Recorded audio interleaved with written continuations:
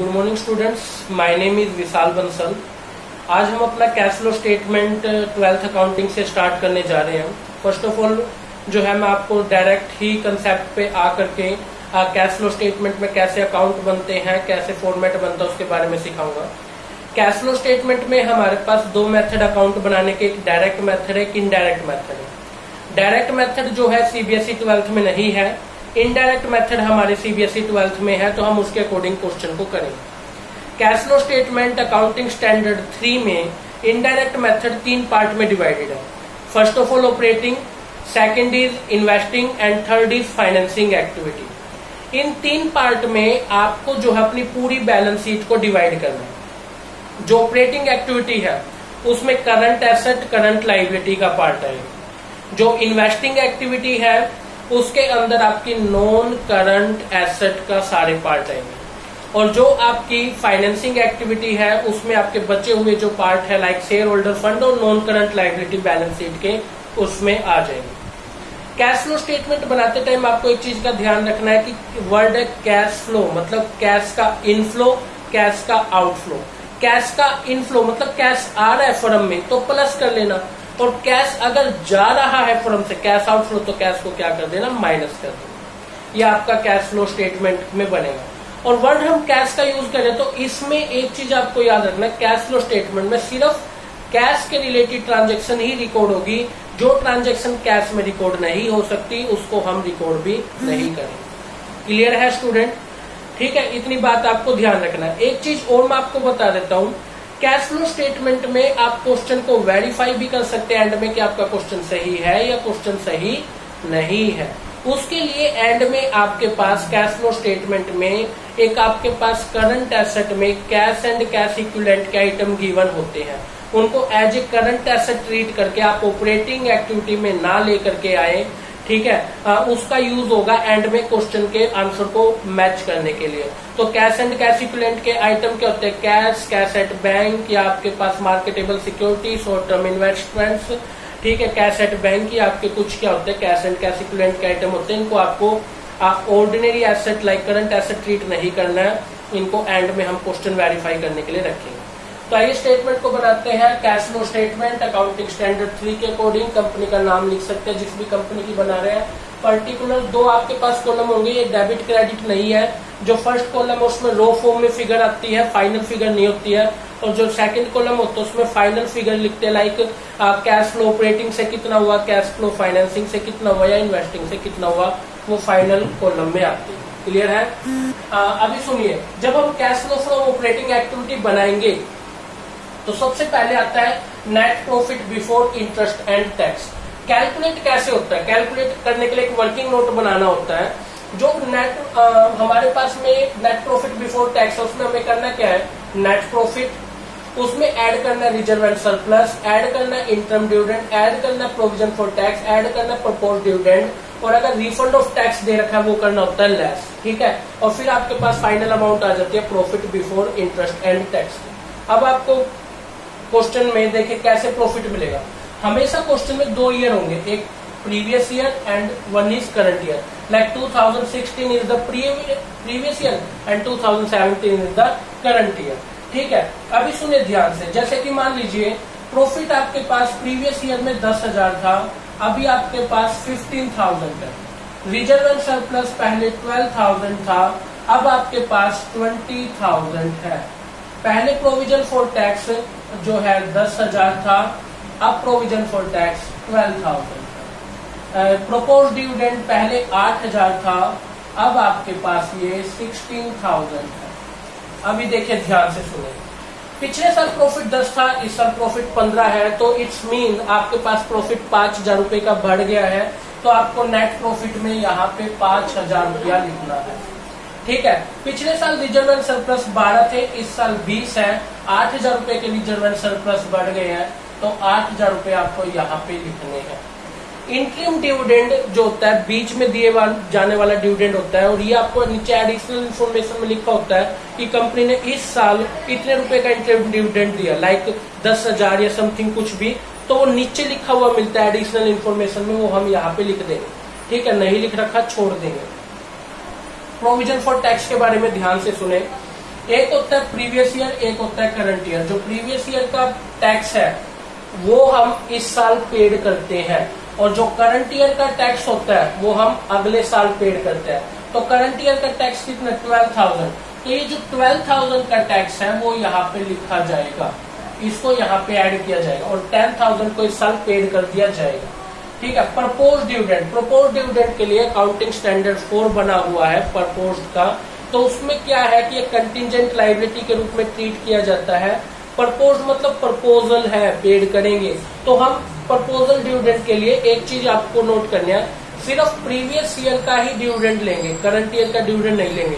Previous year का dividend 8,000 यहाँ पे ऐड किया जाएगा, और प्रीवियस ईयर का डिविडेंड ही लेस किया जाएगा फाइनेंसिंग एक्टिविटी में से। क्लियर है। रिफंड ऑफ टैक्स अगर क्वेश्चन में दे रखा है लेस कर दीजिए, और बाद में एड लेस करके फाइनल अमाउंट निकाल लीजिए, और इस फाइनल अमाउंट को आप अपना यहाँ पे मेंशन कर सकते हैं। क्लियर है। देन उसके बाद आप एड लेस करेंगे कुछ non operating and non cash item को। देखिए अब आपको इतना चीज तो समझ आ चुका होगा, यहाँ पे net profit before interest and tax operating activity का लिखा हुआ है। तो जो नेट प्रॉफिट होता है उसमें तो ऑपरेटिंग एंड नॉन ऑपरेटिंग सारे खर्चे लेस हो चुके होते हैं, मानते हैं ना इस चीज को। नॉन ऑपरेटिंग खर्चे कौन से होते हैं, जैसे कि loss on sale of asset, या डिविडेंड पेड करना, इंटरेस्ट पेड करना, रेंट पेड करना, नॉन ऑपरेटिंग एक्सपेंसेस होते हैं। लेकिन नेट प्रॉफिट में से तो वो भी घट चुके हैं, और हम बना क्या रहे हैं, हम तो बना रहे ऑपरेटिंग एक्टिविटी। तो इट्स मीन हमें उनको कंसीडर नहीं करना है, जो घट चुके हैं हमको वो दोबारा क्या कर लेना है, ऐड कर लेना है, तभी तो हम ऑपरेटिंग प्रॉफिट पे जा पाएंगे। मानते हैं इस चीज को। और ऐसे कुछ हमारे पास प्रॉफिट में से, नेट प्रॉफिट में से तो नॉन कैश आइटम भी घट चुके होते हैं, लेकिन हम बना क्या रहे हैं, कैश फ्लो स्टेटमेंट। तो जो नॉन कैश आइटम घट चुके हैं दोबारा से जोड़ लीजिए। जैसे देखिए डेप्रिसिएशन जो होता है वो एक नॉन कैश आइटम है, आप उसे एज ए खर्चा मानते हुए प्रॉफिट लॉस में से तो जरूर घटाते हैं, लेकिन वो खर्चा क्या आप किसी को कैश में पेड करते हैं, कभी नहीं पेड करते ना। लेकिन वो तो नेट प्रॉफिट में से घट चुका है, और हम बना रहे हैं कैश फ्लो स्टेटमेंट, तो उस प्रॉफिट को हम दोबारा क्या कर लेंगे, ऐड कर लेंगे। ठीक है। तो ऐसे ही चीजों के बारे में बनाओ 5 मिनट। ठीक है। तो ऐसे ही आइटम्स के बारे में हमें करना है। हमारे पास में कौन कौन से आइटम है जो ऐड होने वाले हैं, जिसमें नॉन ऑपरेटिंग और नॉन कैश होंगे। जैसे कि हमारे पास डेप्रिसिएशन, ठीक है, जैसे कि हमारे पास में गुडविल या कोई भी इंटेंजिबल एसेट अगर आपने राइट ऑफ कर दी है तो उसको आप यहाँ पे मेंशन करेंगे, ऐड करेंगे। ठीक है। जैसे कि इंटरेस्ट या डिविडेंड अगर आपने पेड किया है तो आप इसको दोबारा से ऐड कर लेंगे, ये नॉन ऑपरेटिंग एक्टिविटी है आपके लिए। ठीक है। जैसे कि अगर आपने कोई भी रेंट पेड किया है, ठीक है, या loss on sale of fixed asset ये अगर आपके पास है तो आप दोबारा से इसको ऐड कर लेंगे। ठीक है। या फिर लॉस बाय फायर या लॉस बाय थेफ्ट अगर आपके पास होता है तो इसको भी आप क्या कर लेंगे, दोबारा से ऐड कर लेंगे। अगर वहीं पे हम लेस होने वाले आइटम को देखें तो कौन सा आइटम है कि आप लेस कर देंगे। जैसे अगर आपको कोई इंटरेस्ट, कोई डिविडेंड अगर आपको रिसीव हुआ है तो आप उसको क्या कर लेंगे, लेस कर देंगे। ठीक है। अगर आपको कोई प्रॉफिट हुआ है, profit on sale of fixed asset, तो आप इसको क्या कर लेंगे, आप इसको दोबारा से लेस कर देंगे। क्यों? क्योंकि ये एक नॉन ऑपरेटिंग इनकम थी और ये इनकम इसमें जुड़ी हुई है, हमें सिर्फ ऑपरेटिंग निकाल, तो हम दोबारा से इसको ऐड बैक कर देंगे। ठीक है। तो आप क्या करेंगे, अपने इस नेट प्रॉफिट में से ये एड लेस के जो आइटम है इनका टोटल करके इसमें से आप क्या कर देंगे, लेस कर देंगे, और आपके पास ये आ जाएगा profit before working capital adjustment, profit before working capital adjustment. Clear है। और फिर आप क्या करेंगे, वर्किंग कैपिटल के आइटम्स लेंगे, कुछ ऐड होंगे कुछ लेस होंगे। वर्किंग कैपिटल में करंट एसेट करंट लायबिलिटी होती है, तो करंट लायबिलिटी का सीधा रूल ये है, करंट लायबिलिटी अगर डिक्रीज होती है तो डिक्रीज कर देना, इंक्रीज होती है तो इंक्रीज कर देना। तो ऐड क्या करेंगे, अगर आपकी if current liability current liability increase, तो आप इसे क्या करेंगे, ऐड करेंगे। और लेस कब करेंगे, अगर आपकी करंट लाइबिलिटी जो है वो डिक्रीज होती है तो आप इसे क्या कर देंगे, लेस कर देंगे। वैसे करंट एसेट के लिए उल्टा है, अगर आपकी करंट एसेट डिक्रीज होती है तो आप इसको कर लेंगे ऐड। और लेस कब करेंगे, अगर आपकी करंट एसेट जो है वो इंक्रीज होती है तो आप इसको क्या कर लेंगे, ऐड कर, लेस कर। क्लियर है, समझ आ गया।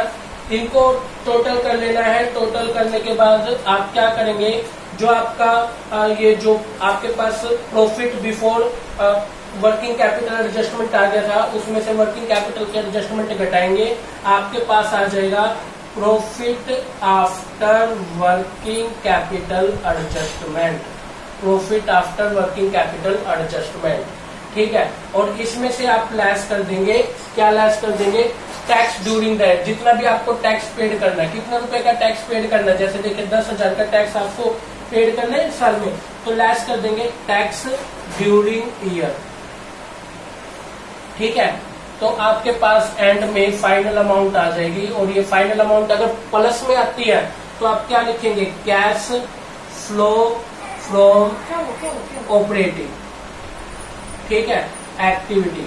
और अगर यही फिगर नेगेटिव में आती है तो आप लिखेंगे cash used in operating activity, और इस फाइनल फिगर को यहाँ पे लिख देंगे।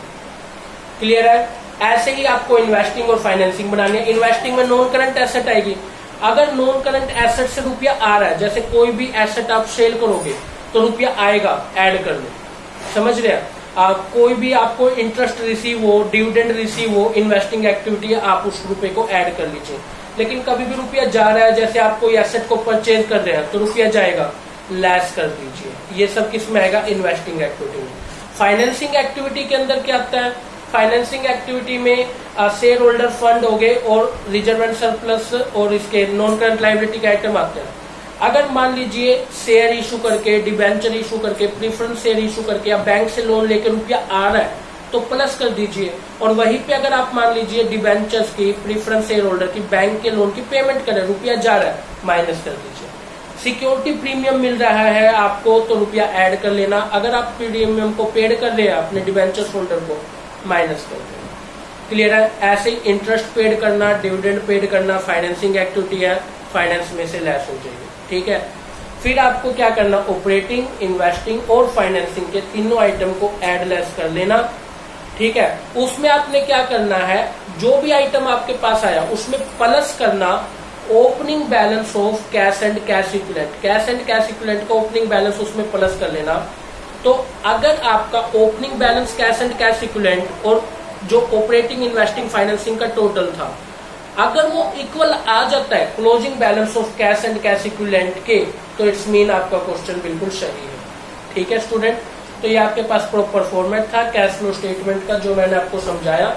इन्वेस्टिंग, फाइनेंसिंग मैंने लिखा नहीं है, लेकिन मैंने आपको डिस्क्राइब कर दिया है। आपके पास बुक में फॉर्मेट होगा, वहां से आप रीड कर सकते हैं। कोई भी अगर डाउट आए तो ये मेरे फोन नंबर है, आप मुझे कभी भी व्हाट्सएप कर सकते हैं, कॉल कर सकते हैं, ठीक है स्टूडेंट। Thank you.